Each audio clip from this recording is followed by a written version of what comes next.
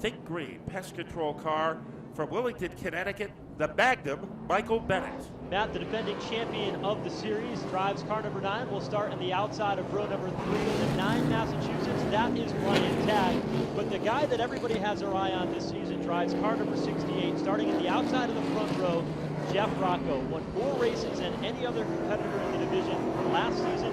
It was the first time he had teamed up with this particular team, and Rocco is the guy everybody wants to beat. But it's not Keith Rocco they think it's going to be tough. It's his twin brother, Jeff Rocco.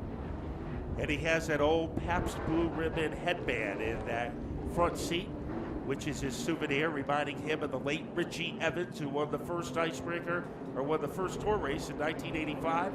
So Jeff Rocco in the front row, along the Impreza alongside William Wall. Double leads are out. Down into turn number 1. Rocco, though, now finds himself in a wheel-to-wheel battle for second. His brother Keith working to the outside, dead even for the runner-up spot midway down the back straightaway. And Keith is trying to nitro his way around Jeff, so Jeff turns up the volume, and he hunts down William Wall. So the top 5 lead. Here comes Brian Tagg in car number 9, trying to tap dance around the road, but we have an issue. Trouble for the 27 car. It's also involved the 81 machine. They have spun up off turn number 4. It's Paul Charette. 2-car incident that brings us under the caution here on the opening lap of the late model main event. Now, the car owner of the 91 car, Jeff Hartwell, wanted us to mention he really wants to welcome his new sponsors to the racing today, Descor Home Remodeling, and they are located right next door to our booth. So Jeff Hartwell, one of the great guys of Thompson Speedway, they used to call him the king of the B mains because he won a lot of them back in the 90s. And we'd like to welcome his new sponsors on board. I was wondering why the folks in the booth next door were getting so excited. And Larry Gelinas, remember, he was a winner of the last race at the World Series. So Larry Gelinas is on a winning streak in car number 91. Car number 68, Jeff Rocco currently running in second. We talked about how in the offseason everybody thinks that he's the guy that they've got to beat, and for good reason. Last year went to victory lane 4 times, but had an inconsistent season, which kind of plagued them from being more successful than they had hoped that they would be. And it's funny because this is a team that's owned by a man by the name of Ernie Lose. It was their first time working together last season here at Thompson Speedway, and all of a sudden they come in year 2 as a favorite to be the champion. He said, Rocco, last year there was no pressure. It didn't matter what we did. It was a new team. If we went out and won a couple of races, it was called success. This year, the bar for that team is so high, the pressure matches the height of the responsibilities that they have to get to victory lane. You know, we told you about the good luck charm, the Pabst Blue Ribbon headband. They also have a little something in the back. The fuel cell, it looks exactly like a quarter barrel of Coors Light. So they have Coors in the driver's seat, or in the back seat, and Pabst Blue Ribbon in the front. Green flag is back out. Jeff Rocco. Rocco in the bottom groove of the racetrack drives deep down into the corner and takes over the race lead. Here is Ernie Lose, an older driver this season, trying to pick up a spot as he works over Keith Rocco for 3rd. Pretty good battle for 5th and 6th. Jettis on the inside.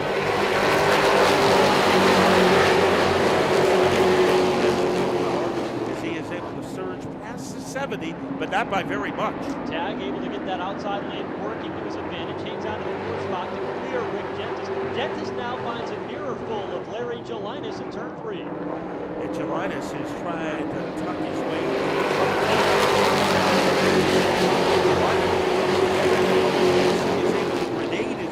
Underneath Rick Gentis, and Gentis is falling backwards. And the booth next door is on their feet as Gelinas is able to pick up that 5th spot. Gentis now falling back 1. Now Sutcliffe moving in to challenge as well. Behind them, side by side. How about that 6th spot?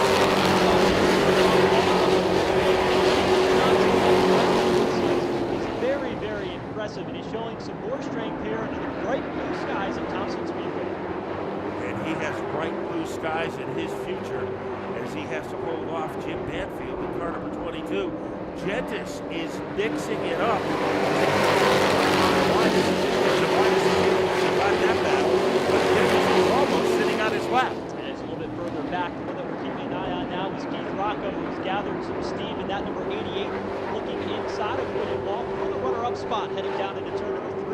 Rocco slides up the racetrack just a little bit. That allows Ernie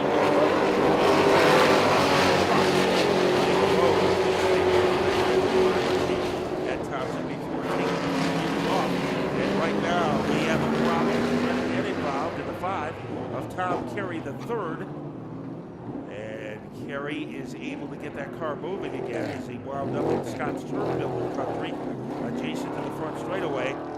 Tom Carey's dad, Tom Carey Jr., a great fender driver. He probably made one of the best come-from-behind performances ever in a Busch North race that was held here at Thompson, as he came from the rear of the pack to pull out a win on a Saturday night in 2003. It was one of the great pieces of driving we've ever seen in a full-figure car here. And Tom Carey III trying to pick up where Dad left off.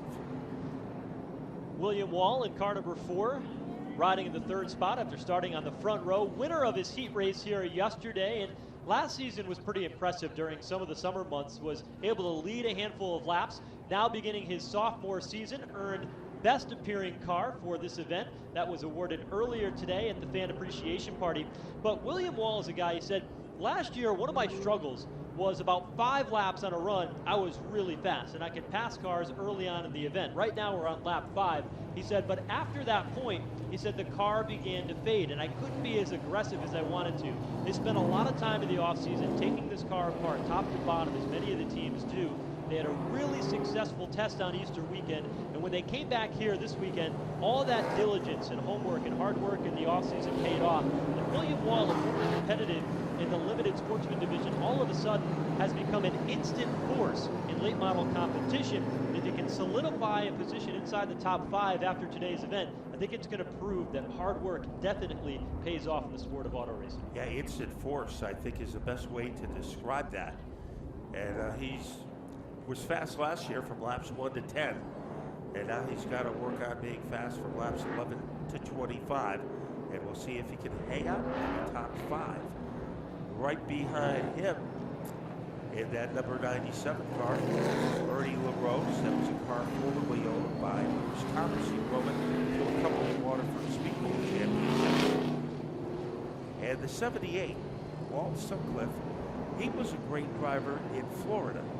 Took some time off and then decided to come back last year. And he was with us for World Series weekend. So Walt Sutcliffe, even though you might not have seen much of him lately, he has a lot of experience and a lot of good finishes in his past. Don't forget, while you're with us here today, do take advantage of many of the opportunities down on the Midway. You might be able to go and check out the full line of Thompson Speedway Motorsports Park clothing and souvenirs down at the Race Day apparel display on the Midway. And you can look for some of those special sale items. You don't want to leave the racetrack without a sweatshirt or a t-shirt, a tank top, being optimistic of course, jackets, hats, and a host of other collectibles. And you can do custom designs as well. So Race Day apparel is down on the Midway net. And if you want to talk about how you spent the weekend at Thompson Speedway Motorsports Park, show up to work tomorrow with the Thompson Speedway sweatshirt, and you'll be able to tell the stories of Race Day today. Yeah, make a fashion statement. As give the fashion police at your workplace something to talk about. Great souvenirs, and they keep you warm and they make you look good. Right now, trying to look good at the front of the field is Jeff Rocco, as he is able to blast you together on the track. Expect some fireworks. They are fun to watch indeed. It's Jeff Rocco who's able to sneak out in front of Keith Rocco. Rocco to the outside. Keith, that is, trying to keep the nose alongside. But Jeff Rocco outduels him getting into the corner. Here is the battle for third. William Wall hits his third.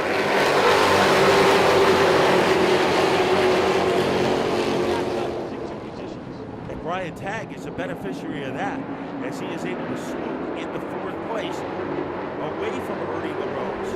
Good battle between Joe Linus and Sutcliffe, a little deeper in the pack, but now a man who is leading by about the length of a baseball bat.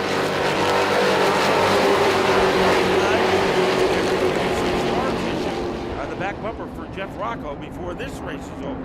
4th position is wheel to wheel. Brian Tagg the 9, working the inside lane over Ernie Lose. Behind them, Rick Gentis and Larry Gary Jelinas trying to make up for some of that lost ground. LaRose really pinching Brian Tag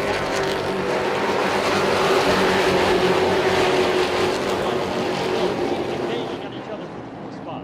Brian Tag all over Ernie LaRose like six-pack abs on a bodybuilder. And the man with the muscle, Brian Tag, trying to scorch his way underneath the 97. And LaRose is right there.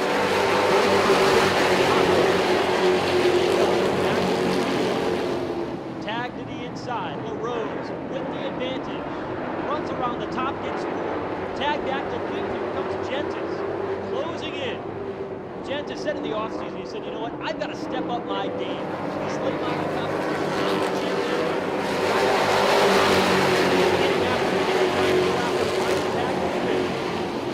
And he's looking for an opening down low and can't find one.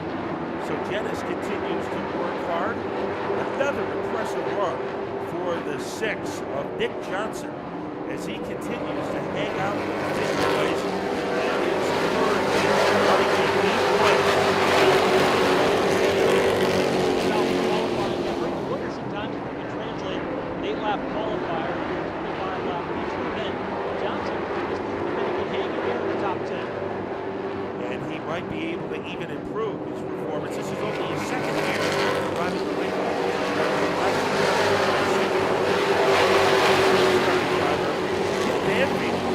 Makes some noise as he tries to get past Matt Lewinsky low. That is one of the most intriguing battles, but there's one better one. The battle for third. Here comes Ernie LaRose. This time, LaRose finds himself to the inside of William Wall.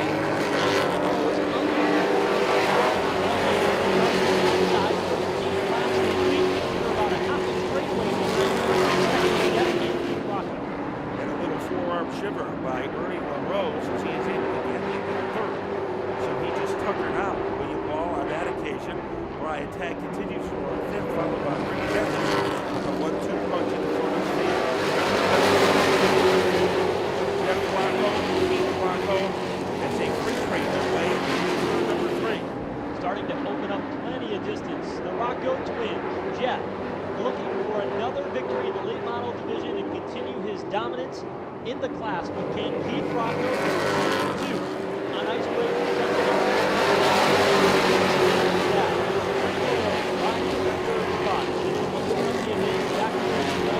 Brian Tag has got his hands full because Rick Gentis has been bearing down on him, continuing to challenge here at the Midway in the event. I think that car is kicked in for Rick Gentis. He is getting stronger, and he is all over the back.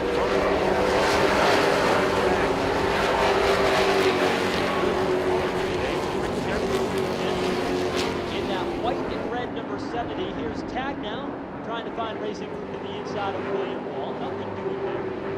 Tucks it back in line. Gentis, Jelinas, Johnson now has joined the battle as well.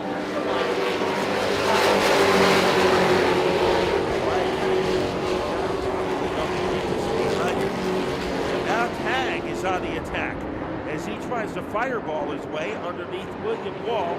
That is a fight for fourth place. Tag has been working over Wall for the last handful of laps. Trying to make up ground in the closing stages. This would be a good way to start the season for Brian Tag, but we have an issue. And the yellow comes out on lap number 18.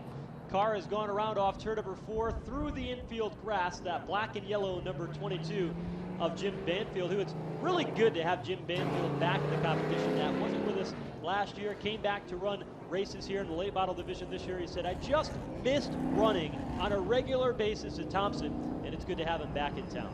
He's been at this game a long time as he started racing super late models at Riverside Park Speedway. And he has made the transformation a couple of years ago into the late models. Buddy Charette goes on pit road in car number 81, waiting in the on-deck circle. The mini stocks, and then the big-time 150-lap opener for the Wheel and Modified Tour. A lot of people that were talking about that. Doug Coby, next to last in the time trial order, was able to yank the pole away from Ryan Preece. And Ryan Preece, he was up here just a few moments ago talking to us he sounds pretty determined today to go after a victory. Well, think about it. I mean, Ryan Preece has absolutely nothing to lose here today when he runs. He said he's running 9 of the 17 races. That tells you he's not running for a championship. His focus is in the NASCAR Xfinity Series, and as it should be, he's earned a great ride up at that level and touring a goal that he's had for a very, very long time and has finally been able to achieve this year. You know what? Him and Doug Covey have had their battles over the past couple of years. They're going to line up on the front row, and it's going to be really exciting because, you know what? Preece is going to be flat out aggressive today. His father, Jeff Preece, is the crew chief. The only thing they care about is getting to victory lane. And that's going to make a lot of people nervous, and it has made a lot of people nervous already this weekend. And they might be even more nervous in about an hour as Ryan Preece takes that number 6 car out. And you would think maybe, you know, having to fly in from Texas, he would be a little tired. I don't think that is the case at all, as he is revved up and ready to go. For the folks watching back home at fanschoice.tv, just got a good look at the NASCAR garage area as the cars are going through the final inspection, lined up, ready to go, staged, and as Matt said, probably about 45 minutes or less from now, those cars will be on track for the Icebreaker 150 and the start of a 17-race schedule for the NASCAR Wheel and Modified Tour with a few new tracks included on that schedule as well. The green flag comes back out, and here's the brothers, Jeff and Keith Rocco.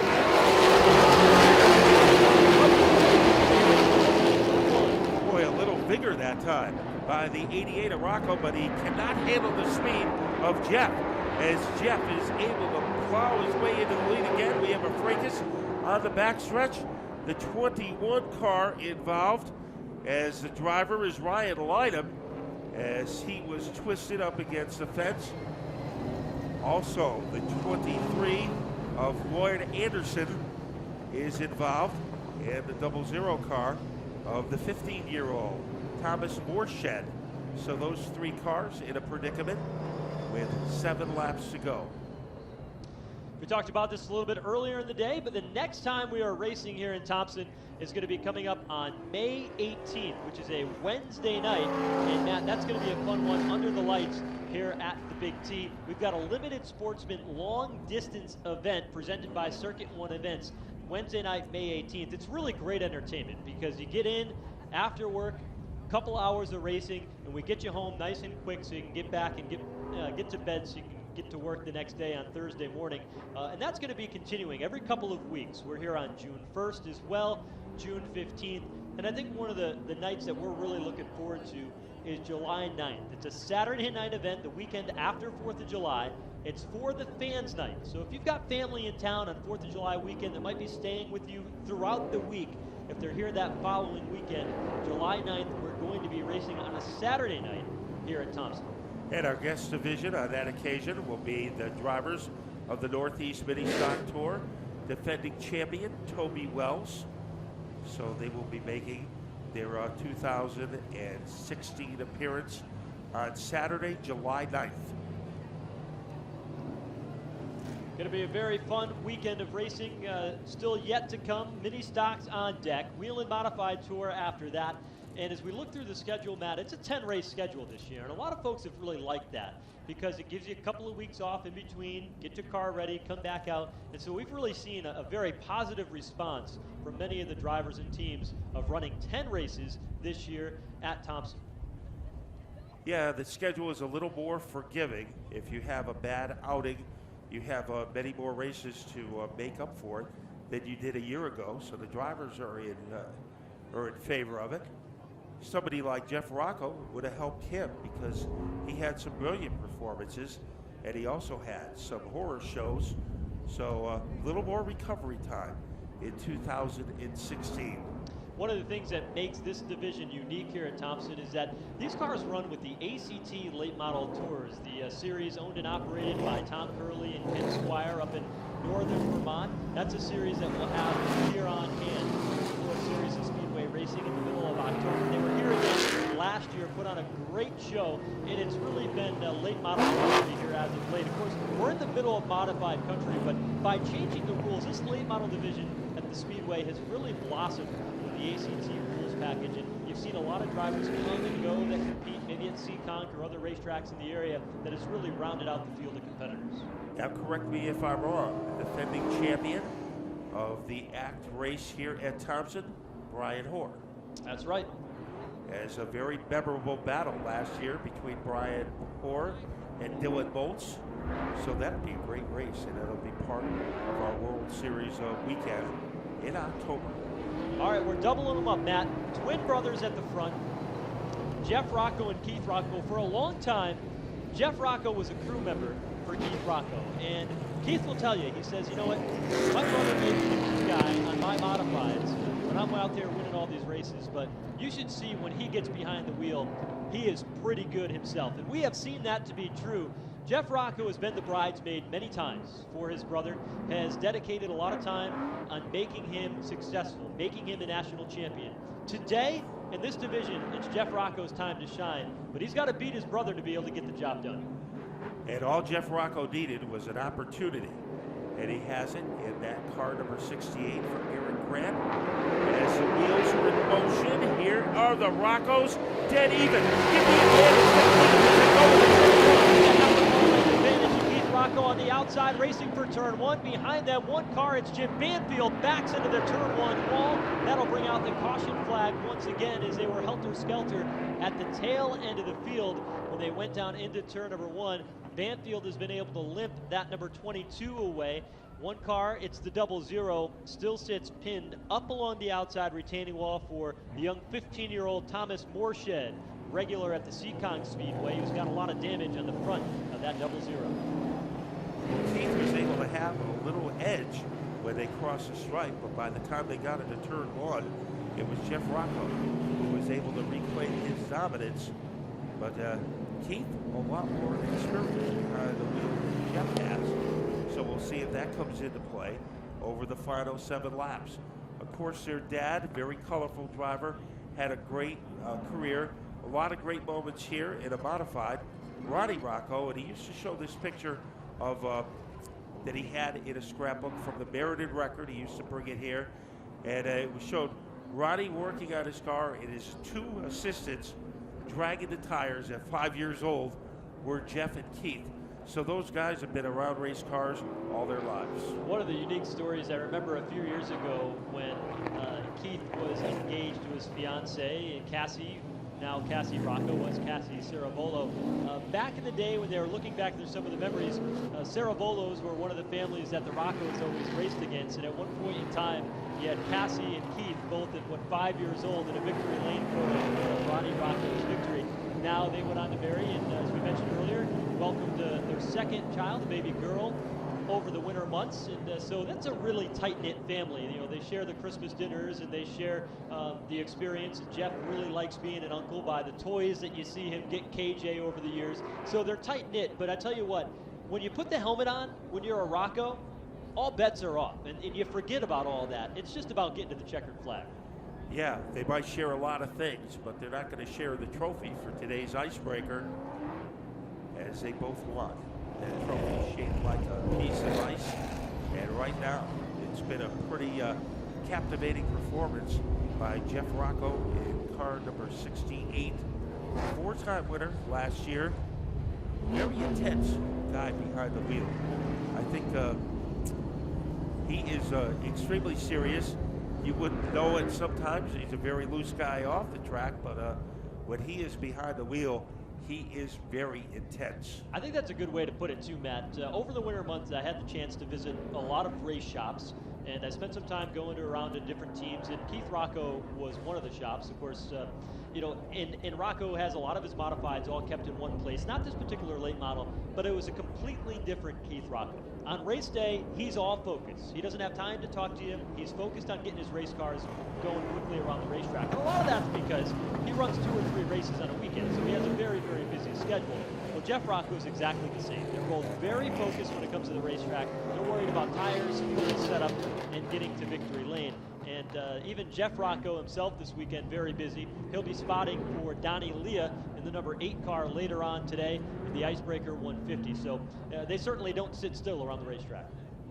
Well, he's got a lot of responsibility because Donnie Leah is going to be starting third in the field. So that'll be very interesting. But right now, we're going to have an even more interesting restart between the Rocco brothers and waiting in the wings to try to propel into the lead will be Ernie Lose and William Wall.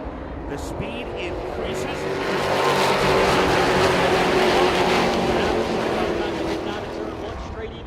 Rocco, Jeff runs his brother up the hill a little bit, is able to gain half a car length advantage, but here comes Keith Rocco, powering his way off the end of the back straightaway, putting the nose out in front, and both come together and spin hard to the outside wall. Both Keith and Jeff Rocco literally knocking the roof off that number 88 for Jeff Rocco, and Keith is going after his brother.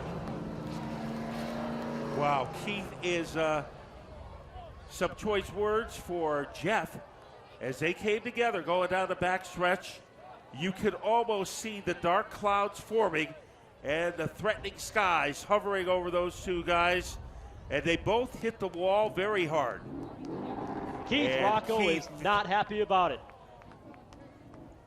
And he doesn't show his emotion too many times, but he is doing that right now as he goes onto pit road. And you can see the damage. The rear of that car is obliterated after hitting the wall.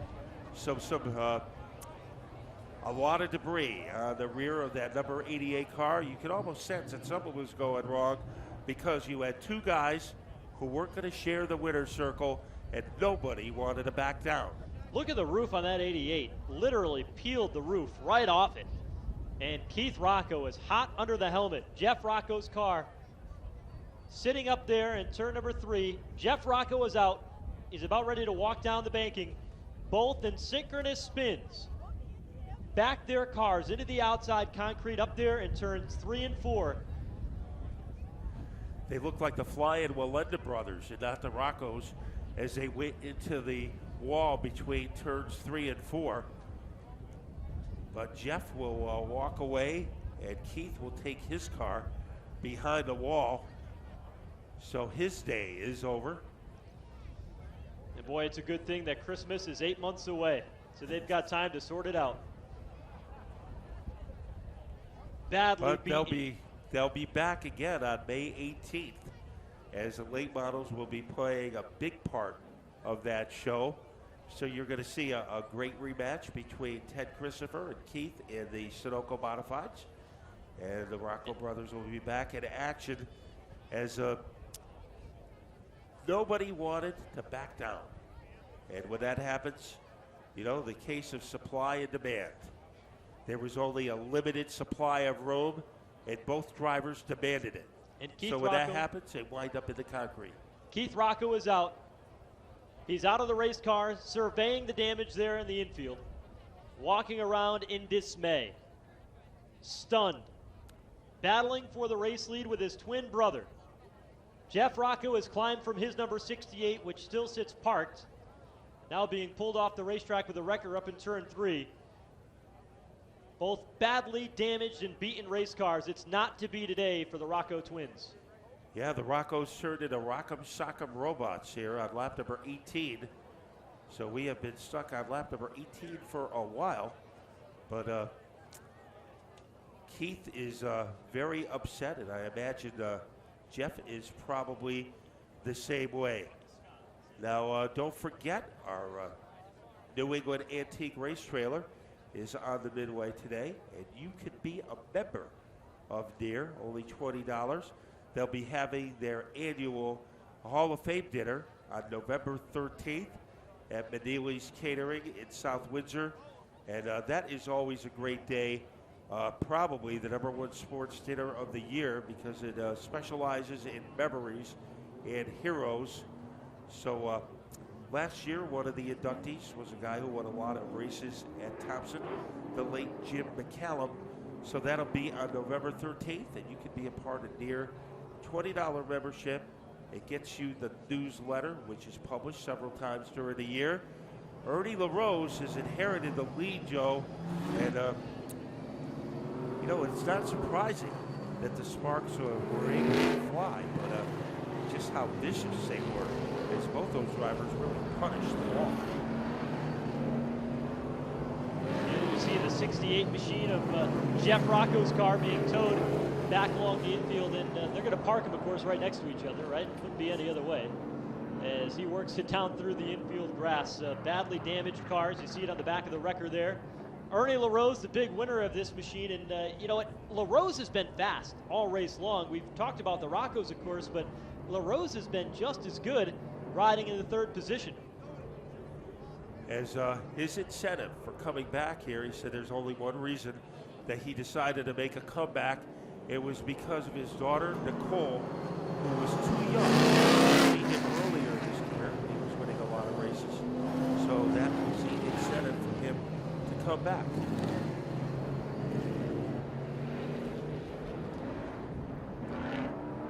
So right now it is the 97 of Ernie Lose, and I guess we're going to find out if William Wall's long, hard winter working on that car, how fruitful it was, because one of the things he was working on was to make that car stronger at the end of races. So he is in a great position now to do something about it, as he will be challenging Ernie Lose for the lead. And it will be Ernie Lose on the inside, Wall on the outside, and that clinched yellow flag being showcased to the competitors means the next time they come around, he will be playing for keeps. Field is doubled up. The complexion of this race has changed completely. 7 laps remain. In the late model division here today, Ernie Lose and William Wall. Wow, what a day would it be if William Wall was able to go to victory lane. Brian Tagg, Rick Gentis. Speaks to the volume of the competition when Rick Gentis says, I'm behind and I need to step up my game if I want to be back in the winner's circle regularly in the late model division.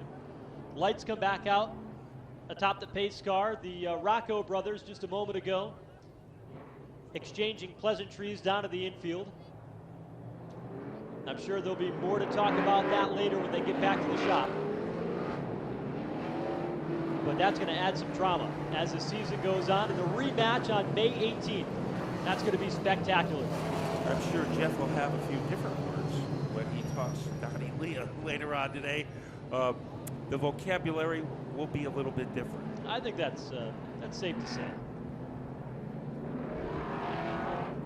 Brian Tagg, this is a great run for him because I think he was a little nervous before the start of the race. You know, defending a title, he never had to do that before, but he wanted a strong finish in the top 5, and he is 7 laps away from doing that. But we have just learned the unpredictability in the late model division. So we still have a long way to go and a lot of plot twists to come. Whelen Engineering lights will go out when they come back around this time by. I know they'll keep the caution flag out on the racetrack still some more as they're trying to do a little work over there at the exit of turn number 2. One of our Thompson Speedway safety trucks is working in the gate area off the exit of turn number 2. That's the reason for staying under the caution flag. They've now pulled that safety truck away. And hopefully the next time by, they'll give the field the 1-to-go signal. Matt, coming up after this, the mini stock competitors. And yesterday in qualifying for the mini stocks, unbelievable racing, really. We saw both heat race winners run side by side for 6 laps of the qualifying heat. It was only an 8-lap heat. They were wheel to wheel, lap after lap, and that's going to be the type of competition that we're really looking forward to when they get ready to go for their first feature of the season. And Wade Burrows will have the responsibility of starting on the pole, very limited Thompson experience. So we'll see how the police officer is able to handle that. And the field is bunched up together. We're on the verge of a restart. 7 laps to go. There has been more twists in this than you find in a crawler. As William Wall led early on, then it was Jeff Rocco who took over, and Keith Rocco was right there. And now they are in spectator country, and they are watching Ernie Lose and William Wall on the front row. We got to think Ernie Lose a little bit nervous there on the inside of that front row, seeing the front of the class for the first time here today. White, yellow, and purple. 97 is the race leader on the bottom. William Wall to the outside as they come back to the green flag. And Wall is able to pounce his way into the lead, so he comes out of the gate like an arrow being shot out of the bow. But now the man with the firepower is Ryan Tagg, almost making it 3 wide. 3 wide for now second place. Here comes Rick Gentis powering around the outside lane to take over the 3rd spot. Now looking for second as he pulls alongside Ernie Lose. Back to 4th. More trouble. It's the 97 of LaRose making contact with Rick Gentis that went around to the front straightaway. And LaRose going from the lead now to a badly damaged race car spinning just before turn 1. That car looks like a crumpled wad of paper. Get a good look at the sponsor that way, but that's not what he had hoped for. Ernie Lose from the lead, one of the fastest cars on track. And now he finds himself pointed in the wrong direction on the front straightaway. Heartbreak for Ernie Lose. Boy, a great looking car has just turned into a junkyard on lap number 19. So we did get 1 lap in, and it was a good run by William Wall, a great restart. Ryan Tagg saw his opportunity. He went to make it about 2.5 wide, and then he was unable to complete the move. He had to drop back, and Rick Gentis was able to move up. So Rick Gentis will have an opportunity. So what hasn't happened in this race? As we have had Jeff Rocco led the race. He's on the sideline. The same could be said for Ernie Lose. And now in the spotlight, the driver of car number 4, William Wall. So he did his homework, tried to get that car stronger in the second half of the race. And now it's time to see how well they did this winter. William Wall was one of the drivers that started his career off at the Little T Speedway for a long time. It was very, very successful there and made his way up. They've got a great display down in the Midway that you can participate in as well, and that's where a lot of young drivers, if you got a youngster in your family, might want to get them started in racing in the early ages and then allow them the path to success to be able to race here at Thompson, or maybe move on, something like Ryan Preece has done in the NASCAR Xfinity Series. So that's a great opportunity to check out what we have going down on the Midway here today as well, while cleanup continues along the front stretch. You know, Joe, in my pocket, I have a hero card from Haley DeZonias. All right. A car from Sammy D as her hero card. And I have a hero card from Jake Trader as all autographed, and those are all drivers at the Little T. So that's where the stars of tomorrow come from, and they also learn the art of signing autographs. They were enjoying the fan appreciation party down there earlier today. They had the quarter midgets lined up down in Victory Lane, and they were signing autographs right with the rest of them. And you know, I hope that you had a chance to get your commemorative poster. It had a really pretty shot of the Whelen Modified Tour cars, of course, as it seemed all season long, led by Doug Coby, getting down into turn number 1 here at Thompson with the commemorative logo of the icebreaker. And that's what a lot of the fans were signing down there with the drivers throughout the fan appreciation party. And that's really a collector's item. And that's what makes this fan appreciation party that we had earlier today so much fun. You get an up-close look at all the cars and everything else like that. And a lot of the race fans really, really excited about having the chance to walk around and check out some of the cars that are competing this afternoon. And all the autographs at Thompson Speedway are free, and you don't get that in many sports. And here in racing, the drivers appreciate their fans.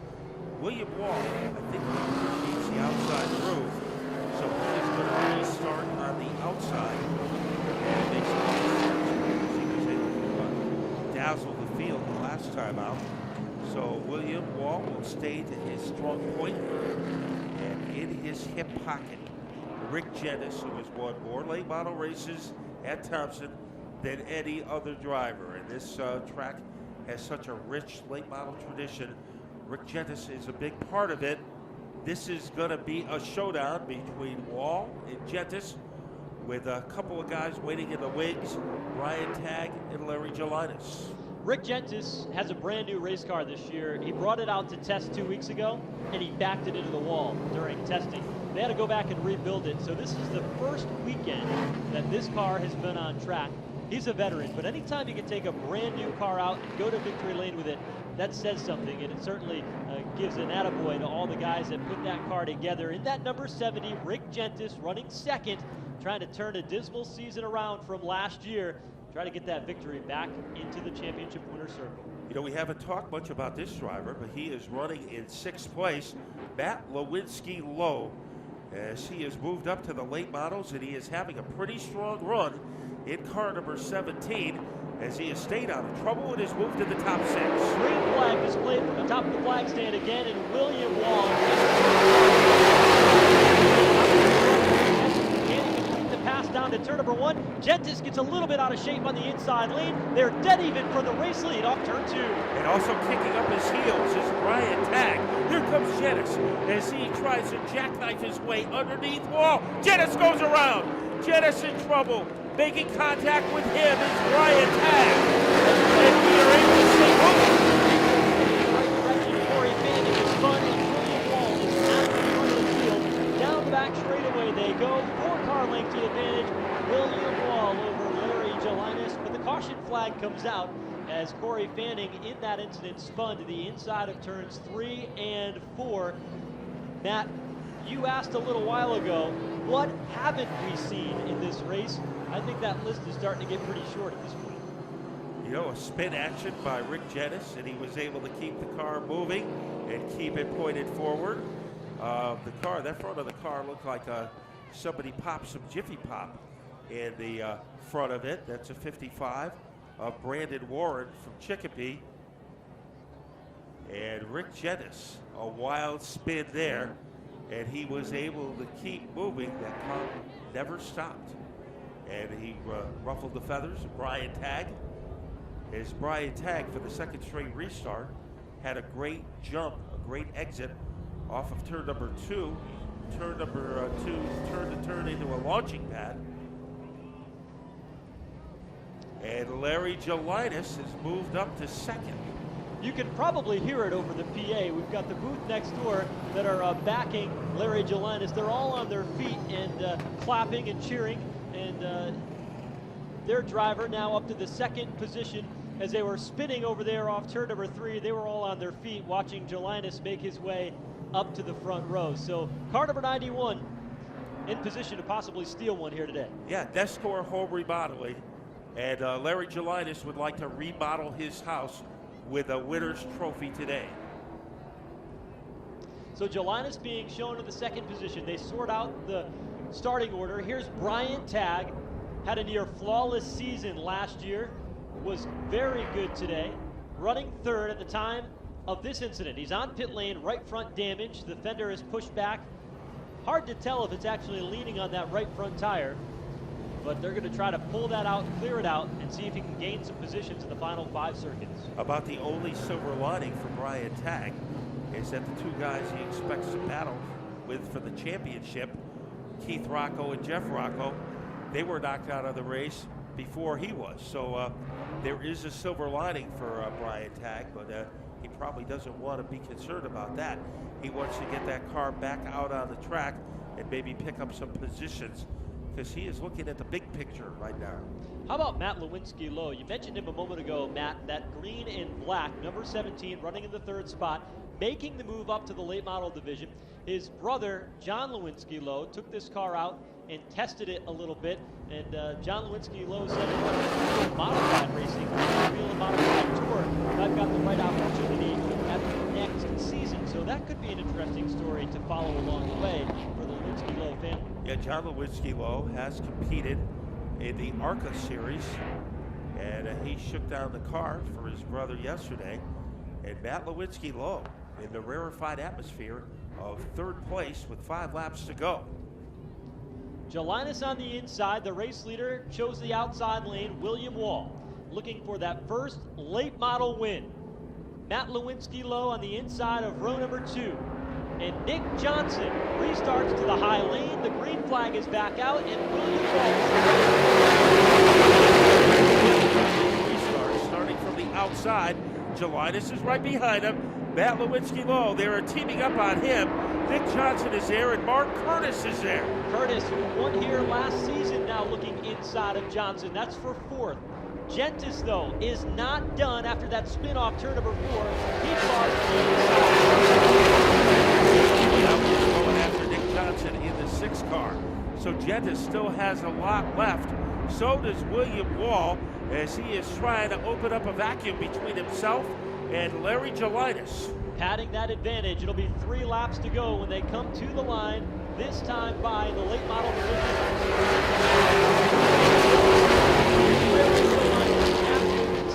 And a hard-charging Mark Curtis. Curtis might make something of this before it's all said and done. And that white number 27 running fourth, closing in, looking low on Lewinsky-Lowe. Battle for third, wheel to wheel as they come to the 2 to go. Up front, has his been, look in the rearview mirror, and Larry Jelinas is looming large. 2 car lengths separate first and second, down into turn number 3. Here comes Jelinas, sails it deep down into the corner. White flag, this time by for William Wall. William Wall, very first time in the late models here at Thompson. Hits the back straightaway for the final time. 2 car lengths the advantage, back to the veteran Larry Jelinas. All the preparation paying off for William Wall. Off turn number 4. And William Wall, for the very first time, has won the late models at Thompson. Across the line in second, Matt Lewinsky-Lowe, Mark Curtis, and Nick Johnson rounding out the top 5 in late model competition. How about the kid? Car number 4 from Shrewsbury, Massachusetts, the Wall Trucking Team, William Wall, his first career victory in his sophomore season of late model competition. Give him a big round of applause as he salutes you down the main straightaway. Jelinas across in second, gave it one last-ditch effort, but it was not to be. As today, it's William Wall's day to celebrate. He'll get the icebreaker trophy, he'll get the medallion, the extra prize money for being the winner today, and William Wall has made a statement that he's around to stay in the late model division this season. The drama-filled late model main event. The Rocco brothers taking each other out while in the race lead down in turn number 3. The point leader, Ryan Tagg's car, still sitting on the pit lane. He's the guy that won the championship last year, and he's got some work to do already to start this season, but so do the Rocco brothers. Gentis had his struggles, but William Wall, the man of the hour, has made his way down to victory lane, and the celebration already is on for the Wall Trucking machine. Let's send it down trackside to take us through the victory lane ceremony to Matt Buckler. Well, this will be a race that William Wall will never forget. His first ever late model victory at Thompson Speedway Motorsports Park. William Wall can do it all, and he did it today, as there are a lot of sparks, and he was able to avoid them all. And at the end, he had to hold off one of the veterans of Fender Racing in New England, Larry Jelinas. So this has to be a very meaningful moment as he gets ready to climb out of the car. William Wall. They did their homework over the winner, and he was able to get the win. We will bring him over here. First win, late model. What does it mean to you? Oh man, this is a long time coming for this team. We've all worked really hard over the years, coming up through micro sprints, the NEMA midgets, limited sportsmen, now late model. This means a lot to me. And you were always fast last year on laps 1 to 10. What did you do to make your car fast on laps 11 through 25? Well, I can't tell you that's top secret, but you know, everyone did a lot of homework over the winter. We really worked together, bouncing ideas off of each other, and everyone really did a great job. I can't thank Wall Trucking, Westermark Garage, Billy Boy Trucking, Papa's Hardware, 5-Star Auto, Anastasia Insurance. You guys all did a great job for me. I can't thank you enough. And now one of the presentations we are going to make is this medallion. It will go to any one of your fans or anybody that you want so they can remember your first ever late model victory at Thompson Speedway. So there it is for our winner today. At times it was a survival contest, but the man who got the job done, William Wall. He will receive a $100 cash bonus courtesy of Caddy's Tavern and a $75 Magnus Racing product certificate, and also a $200 certificate from Coastline Fire Protection, along with a fire suppression system. And we will also be rewarding the winner of a random draw with a $200 Coastline Fire Protection certificate. So that is our story for Victory Lane. A day to remember for William Wall. Let's send it back upstairs to